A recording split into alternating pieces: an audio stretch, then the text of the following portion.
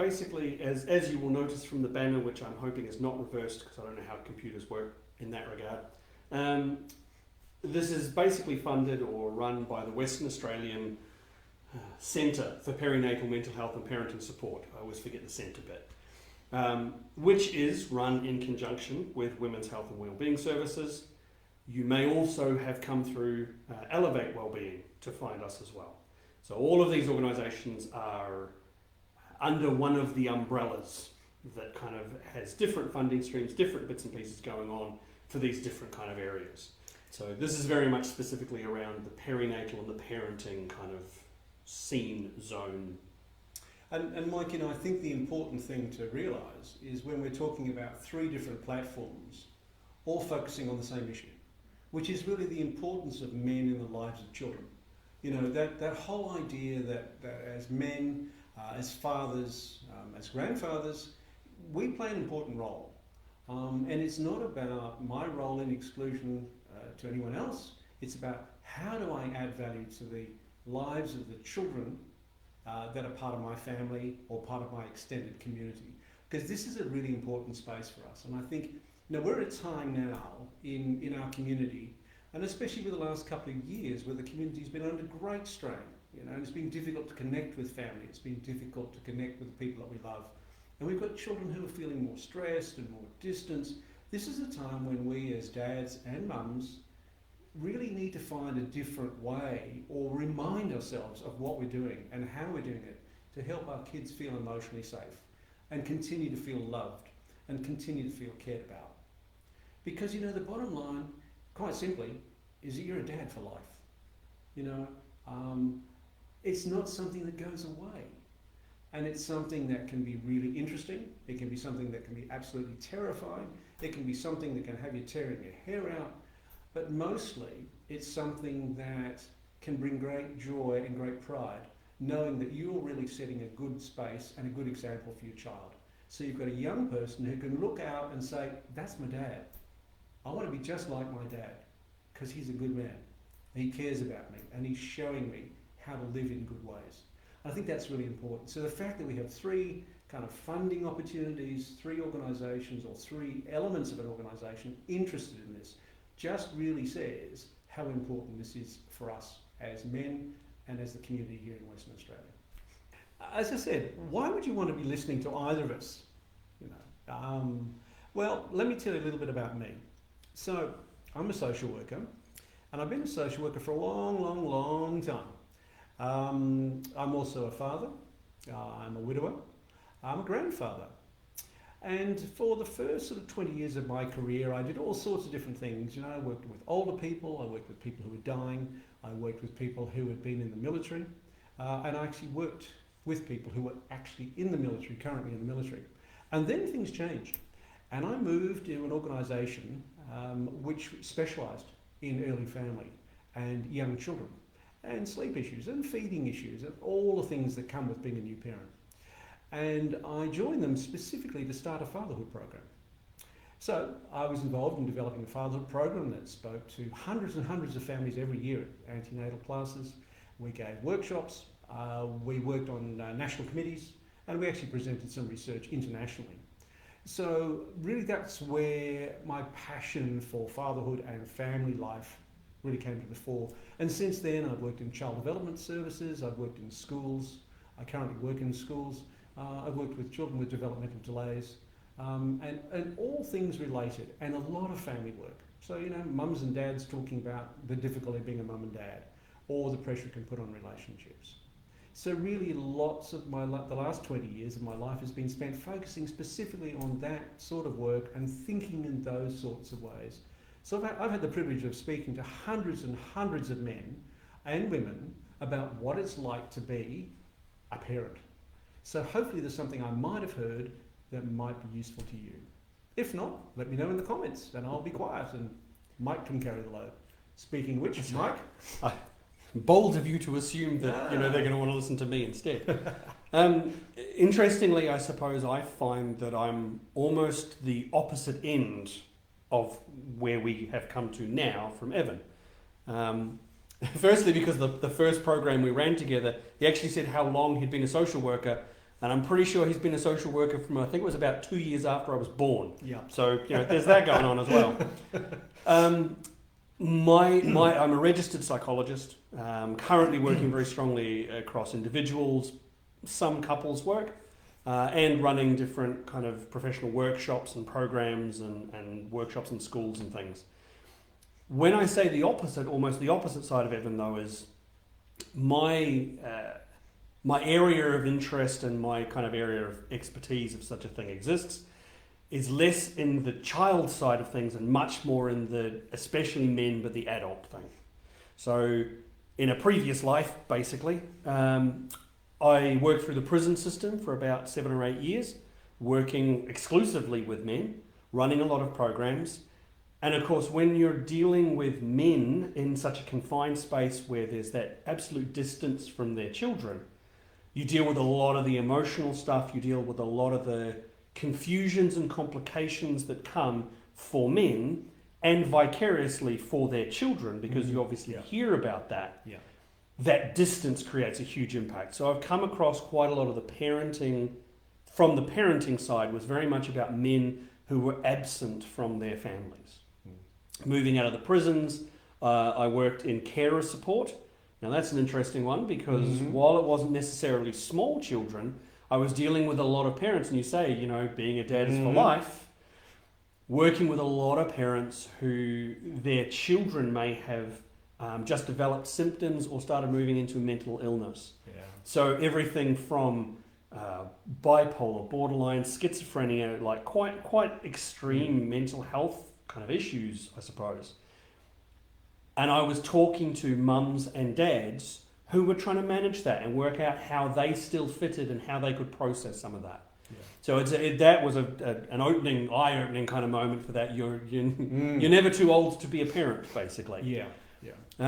Since then, I've worked in private practice. Went back to the prisons just because, why wouldn't you? And then I've come into here. I am a father myself. I have a 13-year-old.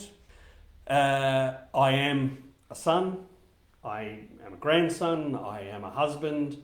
In another field or in another aspect of my life, I also ride with a motorcycle group that does what we call smile rides. So we will actually go and visit children that are being bullied or are having medical issues going on. We'll rock up with half a dozen Harleys. We'll take them for a bit of a ride if they're old enough and they're up to it. We'll give them a t-shirt. And it's an interesting kind of aspect to add on to that is I am a great believer in the fact that family is not just the people you're related to by blood. Yeah. And so I know when we do these smile rides and just with the other people that I ride with, there's very much a sense of kind of a family that's attached to that as well. And so even going out and visiting these young kids, if they've got stuff going on, we become, in a roundabout way, the uncles, the aunties. And when we talk about that stuff, there's an element of kind of the parenting which having your head around kind of your own parenting style and some of the stuff that we'll kind of talk about just a little bit as an intro today, understanding that and having that self-awareness. It's not just with your own children. It can be across nieces, nephews, uncles and aunties, and in a kind of cultural sense, uncle and aunties. I know in the Māori culture, which I come from, the concept of uncle and aunties is everywhere. So even if I'm not a dad, I can still be an uncle. Yes, yeah. So it's a very broad kind of reaching area, I suppose, or broad reaching field that hopefully we'll be kind of tapping into. Yeah. So I guess for us, the whole idea of fatherhood is as big as you want it to be, or it could be as small as you want it to be.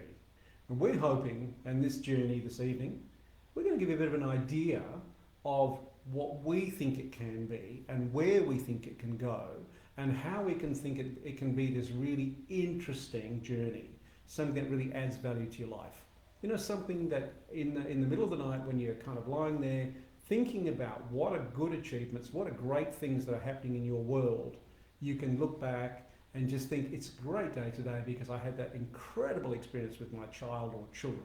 That hug that we had after school set me up for the rest of the evening.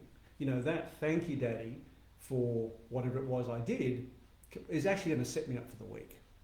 And I think that's the sort of thing we need to celebrate, because all too often what we say is, oh, this is so hard, it's thankless, no one says thank you. The thing that I will say consistently is that you're a father for life. This is a marathon, not a sprint. And any of you who are runners or watch runners will know the training involved for marathon, both physical, nutritionally, and intellectually, is very different from the training required for a sprinter. It's a different body type, it's a completely different mindset. And so what we're hoping you're going to enjoy is this journey, this marathon, but a good marathon. And to that end, we're going to have a series of face-to-face workshops that'll be coming up in about 2 weeks' time. I think the first one starts. And we'll be talking through a little bit about what each of those will cover. I shall be claiming the time. So, welcome back. If you're rejoining us, we've had some major technical issues this evening, and despite two brains as one, technology beat us. So we're now recording this straight to the camera for you. Now, you've probably dropped out somewhere through the conversation around labels, and Mike was saying to me, Evan, you know, this idea of label, when we talk about dad, we talk about father. And one of the things that we were starting to think about was, how do we frame that? I mean, what is that? What is a dad? What is a father? Well, we know that traditionally it would have been a definition around the donation of biological material to create life. But we actually know that dad or father is much more about that man, that safe, caring, respectful man that is in the life of that child or children living in that house.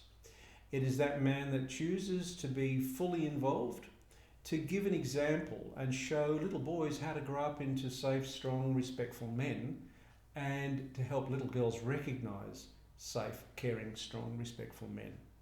So really for us, when we talk about dads and fathers and fatherhood, we're talking about those men that are making a really strong decision to be available in the lives of children, to give them an understanding of what it is to be a good, kind, generous, gentle man in the world, to really give our children something to navigate by. And I think the thing that, as we briefly spoke about before, but jumped out to me there was the word safe came up a lot. And this idea, I suppose, of dads, fathers, it not just being a dad by genetic, biological donation, but the social concept of dad and father being about safety, and safety being very much about consistency and about stability and about I suppose in the intro I talked a lot about kind of the working with men in the prison system. And there's some very key parts that those dads talk very strongly about. Sometimes almost a little too strongly, but that sense of protection. And that sense of guiding as well.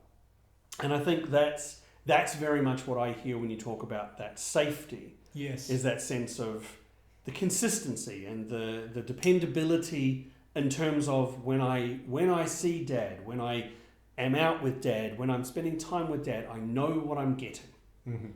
I know what I can expect. And I know what that looks like before I even get there. And of course for children, we know that what it looks like is one element, but for children, it's much more strongly aligned to what does it feel like. Does this feel like a good place to be? As in, does this feel like a good person to be around?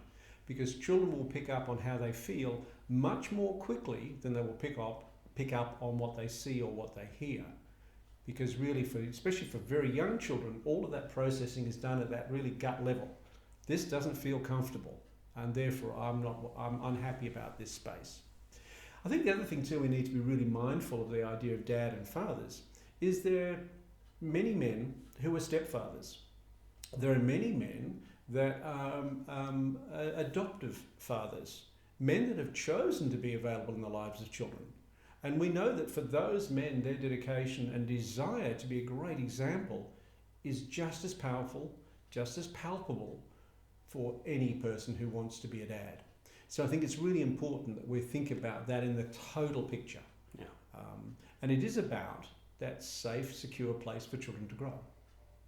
And I think part of what we're going to be covering in the upcoming workshops is we're going to be looking at a whole series of issues around what it's like to be a dad in different ways, in different circumstances. And one of the things we're going to be talking about is what it's going to be like when you're a dad that has joined someone else's family. What's it like for you to suddenly become a dad? And this might be your first experience. And the family you're joining, the children might be a little bit older. So it's not even as if you're kind of growing from the very first day with this experience, but you're now coming in with some different expectations. And I think what highlights to me as you say that and is very much, and it's very much an opening place that we as dads need to really kind of have an awareness of at least. And that is whether I'm there from the moment they're born, whether I come in at a later time, very much that sense of what formed me as a dad. Yes. Am I my dad? Yeah. Am I the opposite of my dad? Yeah. Am I my uncle? Am I my grandfather? Yes. Yeah. Am I that male role model that I knew from high school because of some reason that I didn't have my dad around? Mm-hmm. And I think there's certainly a level of an awareness that is, I hesitate to use the word necessary, certainly very helpful to have that a conception or that idea of who made me the dad that I am? How did I become the dad that I am? Because, and I think that's when you talk about especially young children, but of any age, that sense of what feels right. Yes, yeah. I am a great believer in there is no such thing as perfect. And part of, I think, that idea of me knowing who I am as a dad, nobody reasonably expects that you're going to get it right all the time, that you're going to be the perfect dad and it's always going to go according to plan. And yet the difficult thing, Mike, is that sometimes people in the community say that if you don't get it perfectly right every time, then you're not a good dad. Yeah. And that's the point, right? One of the things that we'll be doing a lot of during this program that we're running, the 6 sessions, is trying to break down some of that idea of what you believe to be true, what people expect to be true, versus what is your own truth. Yes, yeah. And that's the thing, I suppose, like, as I said, I don't believe in perfection. What I do believe in is if I make the mistake, or if I do something and then immediately kind of go, no, hang on a second. I remember when that was done when I was present, or I remember the absence of that. To be able to then immediately, I talk about ABR, always be repairing. The ability to do something and go, oh, I've just got a reaction here that tells me something that I've just said, something I've just done is not ideal. It's not what I want to be doing. I'm not going to be the tough man and just go, oh, well, because I said so, tough luck. Yeah. I'm going to try and repair that. I'm going to go back and go, whoa, hang on. I've just realised I said that. I don't want to be the kind of dad that's saying that. That sense of at least some level of self-awareness. Yeah. How did I get where I am? Yes, yeah. Am I being like my dad? Am I not being like my dad? Is that a good thing or a bad thing? Yeah, yeah. And I think, Mike, you've raised a really important question, and that is that one around always be repairing. So if we set out the idea that there is only one way to do something, and if you don't do it that way, you haven't done it perfectly, then what we're actually doing, consciously or unconsciously, is we're setting up our children to fail. Because part of being a child is falling down and getting up again. It's making mistakes. It's learning to say sorry. It's learning to think a new way. It's learning to problem solve. That's all part of growth. So if I'm as a dad, if I'm only saying there is only one way of doing it, and if you don't do it, you're wrong, then what I'm actually doing is I'm taking away an opportunity for my child to develop new ideas, new tools in the toolbox that they can bring out to use to apply for difficult situations that arise as they grow through life.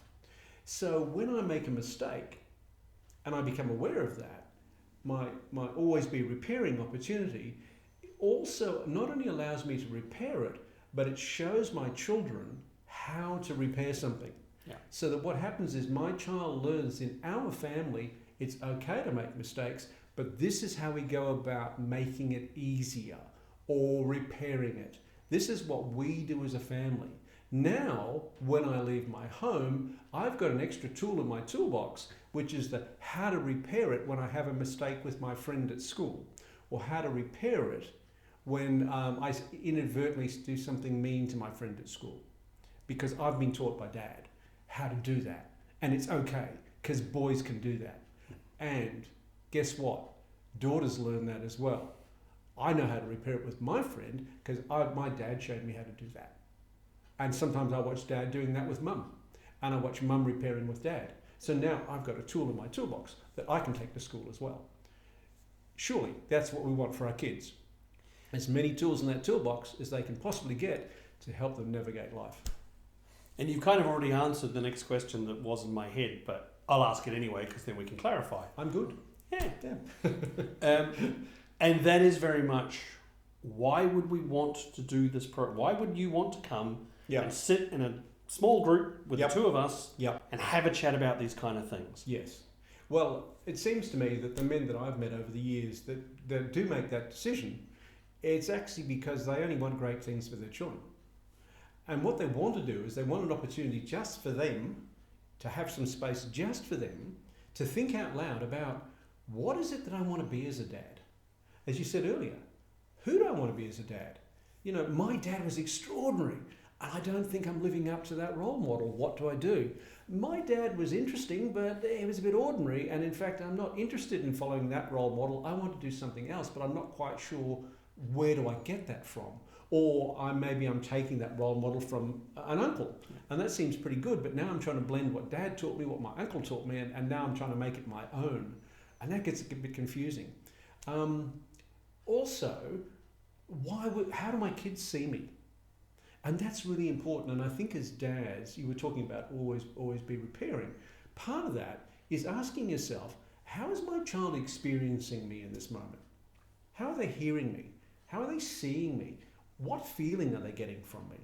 So it's really thinking about how my child is responding to me, which then gives me more information about how I'm being perceived, but more importantly, how can I adapt what I'm doing so that my child understands I've always got their back. Yeah.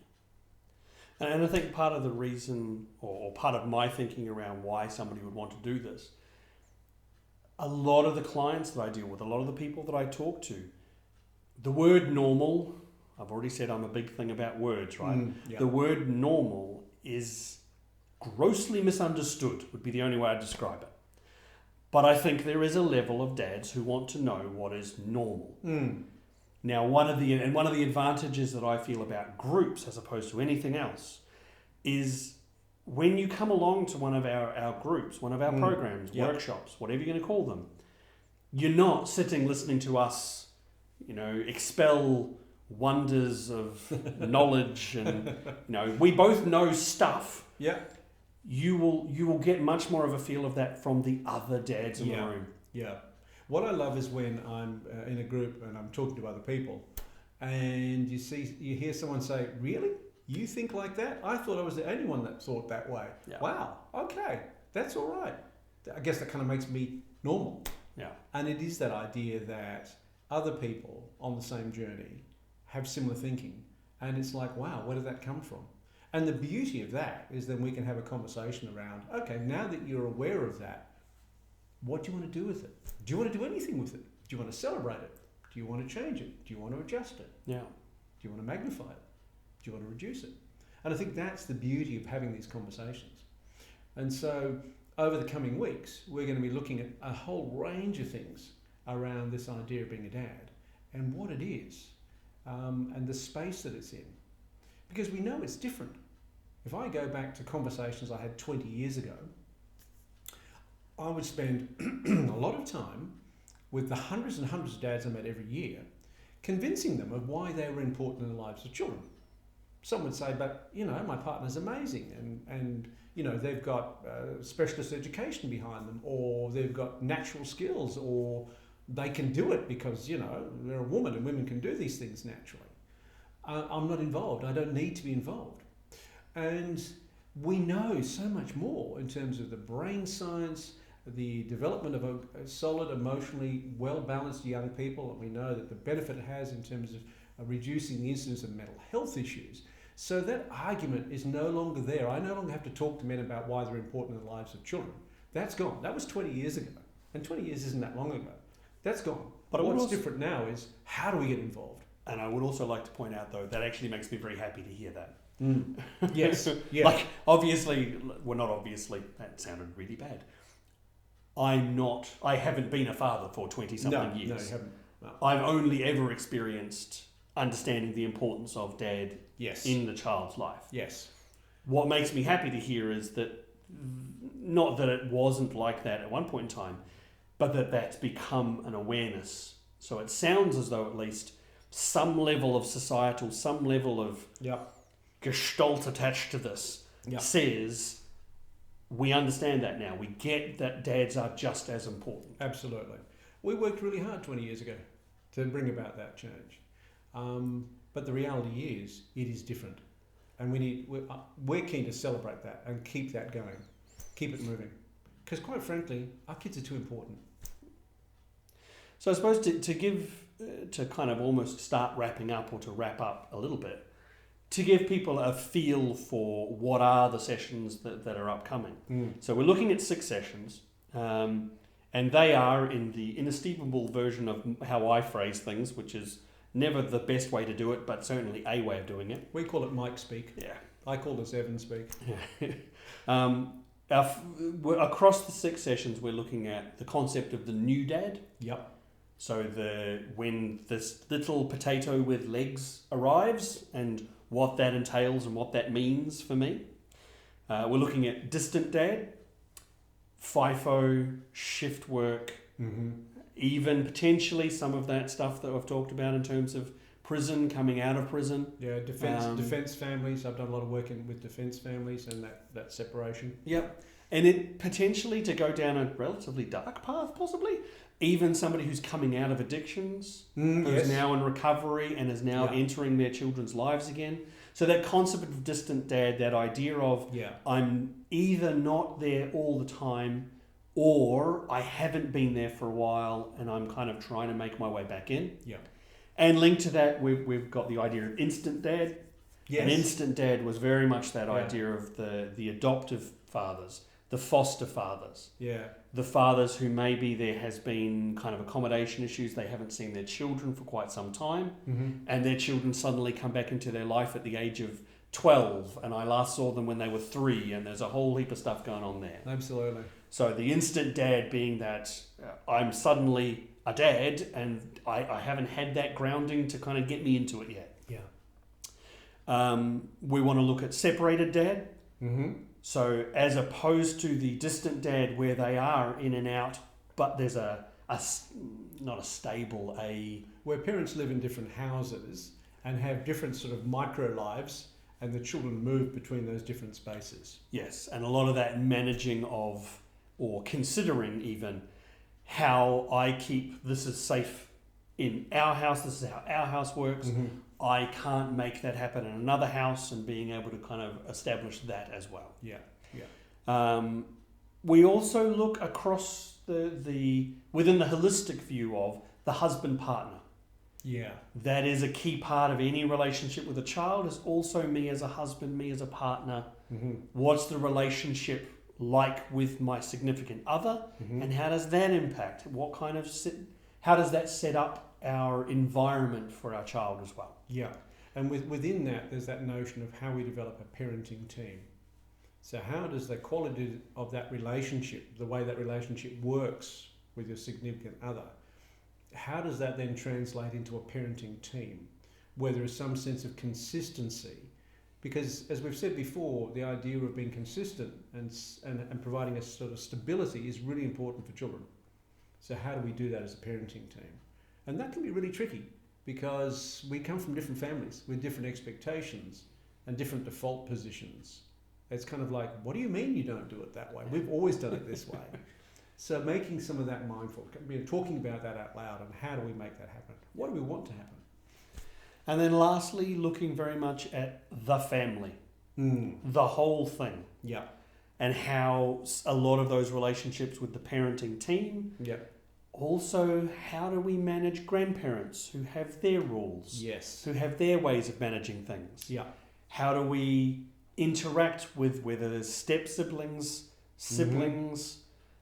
bringing new people into the family? Yep. This idea of the whole unit. Yes. And how does that play into my role as dad? How does that play into the impact of my ability to dad? Yeah. Not the best English it's ever going to get, but it's close. And so those are kind of those overriding areas that we want to look at. Yeah. Now the objective, as I understand of the program, is you don't have to, like if you want to come along, you don't have to come along to all 6 of them. No. Some of them will be, for example, the parenting teams, the kind of husband, partner and the family. Those, I believe, equivalent to everybody. Not equivalent, relevant. That's the word I was looking for. Relevant to everybody. You may very well find that in any situation, there will be stuff in all of the sessions that we will talk about that will be relevant, that will make sense. Yeah. But don't feel like you've got to sign up. It's like, I've got to sign up for a 6-week commitment. Absolutely comes to the ones that are relevant to you, that make sense to you, that you feel you have that interest in. And really, when we run these groups before, these sessions, these conversations, I guess, I like to think of them as a series of useful conversations. That when we've run them before, it's about thinking out loud with each other. It's about coming to some understanding of who I want to be, how I'm making sense of being a dad, how am I going to practice it, how am I measuring myself? How am I going to go, I did pretty well there. That's a pat on the back moment. Or maybe I dropped the ball. That's I need to go back and do a bit more practice, a bit more training, or a bit more thinking, or whatever it might be. A bit more ball handling skills that will help me kind of be a little better in the match next time. So I think that's what I like about these useful conversations, because we get to hear from a whole heap of guys in the room about how they're making sense of it and some of the things they've tried, which can be really useful. So if you're interested, how do they go about booking in, Mike? You will be able to go to all your local stockists. No. The Western Australian Centre for Perinatal Mental Health and Parenting Support Facebook page. Yep, one of our supporters for this program. Yep. The Women's Health and Wellbeing Services Facebook page. One of the people hosting this program.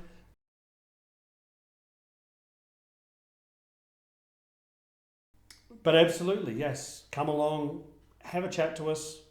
Yep. Have a chat to other dads. Yeah. Have a chat in general, really. Yeah. Bring your sense of humour. And let's just talk as a group of dads who actually just want great things for our kids. Because that to me is the bottom line. All right. All right. So, thank you for your time listening to us. And hopefully we'll see some of you who are viewing this video, or all of you, at one or more of those groups. We look forward to meeting you and talking out loud with you and thinking together about how it is we can be of assistance, how we can walk alongside you in this journey of being the very best dad that you want to be.